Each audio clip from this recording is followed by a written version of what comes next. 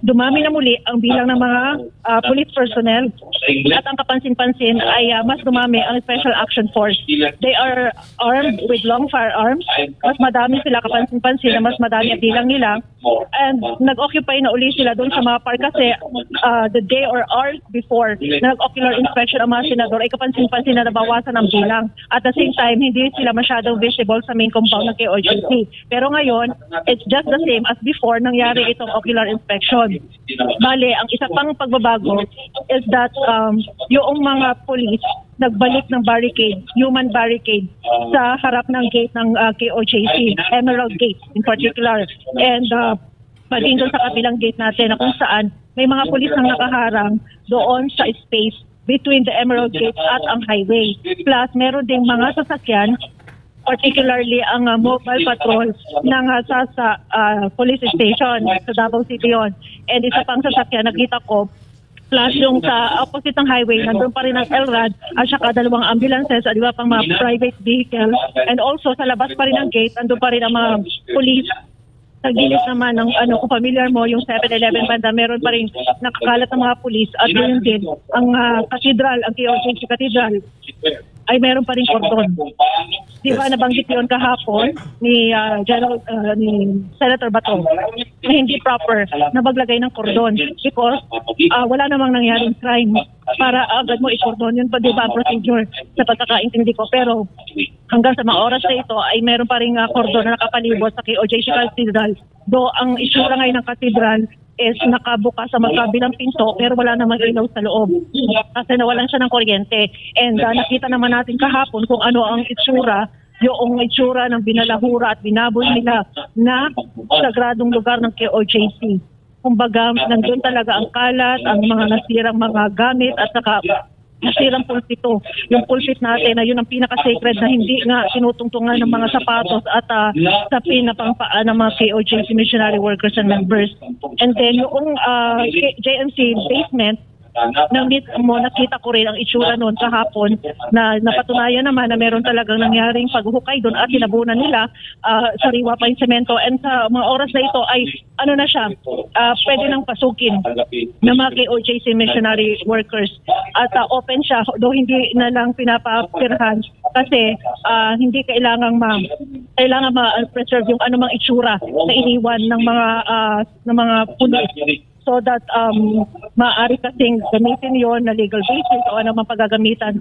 Lalo na yung yung spot kung saan sila naghukay kasi merong question as to the integrity nung ground, yung kanilang tinabunan. Kasi baka kasi bigla itong, hindi natin sigurado paano nila yung tinabunan. Baka kasi merong hukay pa yon just beneath doon sa kanilang itinabon kasi ang pagkakatabo nila meron kasing mga maninipis na bakal bago yung semento na nadiscover na sariwa pa. Hindi natin alam kung hollow ang ground or ang ilalim ng mga bakal na nakita natin. Basta yung paghukay or muling paghukay ng mga engineers natin at saka ng city building official na nag-witness doon ay napatunayan na nila malambot pa ang semento at madali siyang mahukay compared doon sa pang-drill nila na inihukay o tinutok din nila doon sa mga dati ng semento masyadong matagal sa talagang mag-penetrate. Pero doon sa bagong gawa na semento, bigla na lang talaga na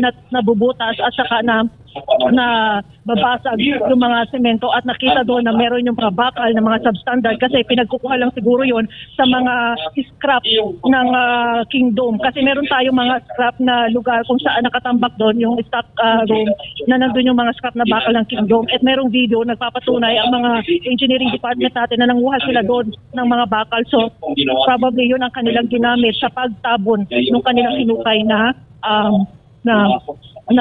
hinukay na lupa doon sa ilalim ng basement, Ka-Eric and Partner Sampo. Miss Brenda, ibig sabihin mas dumami pa pala ngayong umaga o mula kagabi ang deployment ng mga armadong pulis na may mga high-powered rifles, mahahabang mga baril at nakikita tuloy na ibinalik pala ang police barricade sa gate at pati sa kabilang dating Lagusan ay pinosisyonan na rin. Subalit ang binabanggit mo ngayon sa iyong on-the-ground report ay nabakante ang access doon sa Jose Marie College basement at ang katedral ay bukas ang pintuan pero nakalagay pa rin ang police line na hindi pa tinatanggal. Sa ngayon ba, yung kahapon na pinuna sa Senate hearing kay Robot Torre sa kanyang mga kabulastugan na desisyon, hindi daw niya alam dahil wala namang request na ipatigil ang paggamit ng long-range acoustic device na nakakapinsala sa tainga at health ng mga tao at nakakabastos sa worship and prayer session. Ginawa pa rin ba nila kanina nung magkaroon ng prayer session sa compound o hindi na nila pinatugtog at pinaandar ang LRAD na ito, Miss Brenda? Wala naman silang ginawa na pagpatunog ng kanilang nakakabingin na LRAD so far. Since nandito ako kagabi o kahapon ng around 5 or 6, wala ako narinig na ginamit nila ang LRAD. In addition nga pala ka, Eric, bago ko malimutan, yung doon yung diba, may korto ng katedral, meron pa rin mga nakaposisyon ng mga polis sa bawat pinto ng katedral. May nakaposting pa rin doon sa palibot ng katedral. So, hindi rin ako na pumasok since nandun yung mga polis pa sa entrance ng cathedral on every entry point. Speaking of cathedral, siyempre, it was desecrated, it was vandalized, it was clearly abused sa ginawang kalapastanganan ng mga pulis sa utos nitong robot na si Torre. Hindi pa rin ba nalilinis at naayos na maibalik sa kanyang layunin na ito'y sentro ng panambahan? Nananatili ba ang ganitong pagsalaula at mga paglapastangan sa Cathedral Center even as we are doing this report right now, Miss Brenda? Wala pa ka, Eric, kasi so far as yung result, yung di ba nag-plead yung ating executive pastor, si Brother Marlon Acobo, na gamitin nga sana kahit ngayon yung mga activity, kasi may mga nakalinga activity na kailangan na ang cathedral at venue. Pero hindi pinagbigyan, di ba, no? Napaka-irregular natin yung may-ari, nagpapaalam na gamitin yung kanyang property. Pero hindi pinayagan ng mga agaw. And then, ang naging action na lang ng KOJC administration is that doon sa kung saan yung venue ng opening, yung Kingdom Plaza, doon sasagawa ang music fest. Kasi ang schedule ngayon is all about mga music competition and like the choir and everything.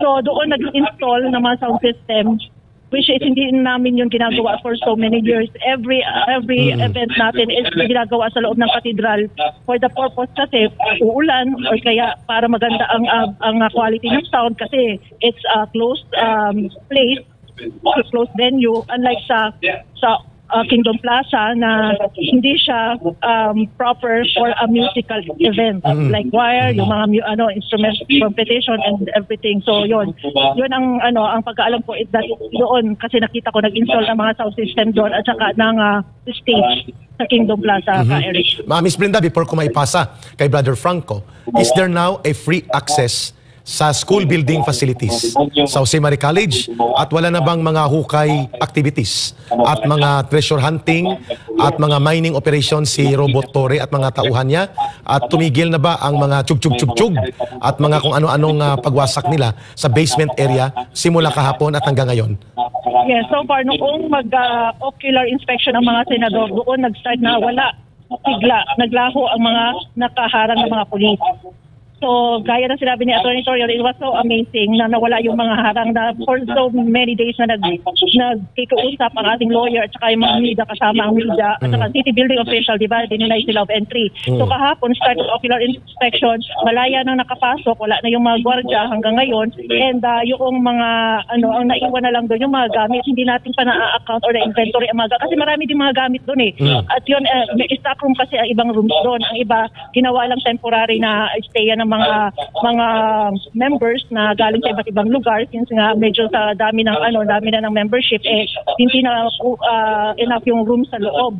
So doon muna temporarily sila sa basement. Plus yung mga ibang rooms doon puro yung mga stock room ng mga magagandang mga gamit na ginagamit sa mga events So we do not know kung may nawala ba doon or kasi mag-inventory pa yan, pero as of now wala pang advice na galawin pa kasi kung ano yung iniwan nila ng staff na kalagayan ng lugar i-preserve muna yon so that we can use that as evidence pa or ano bang paggagamitan doon. Plus, yung gaya na sinabi ko, yung structural or yung safety and integrity noong hinukay nila. Kaya baka kasi biglang ano yun eh, biglang mag-collapse. Oh yeah, collapse kasi hindi natin alam kung ano lang ba, yung lambang ibabaw ang may sabon or halo ba yung bakante ba yung ilalim. Kasi kung ibasehan natin yung mga nag-circulate sa video, it's so deep, di ba, yung hukay.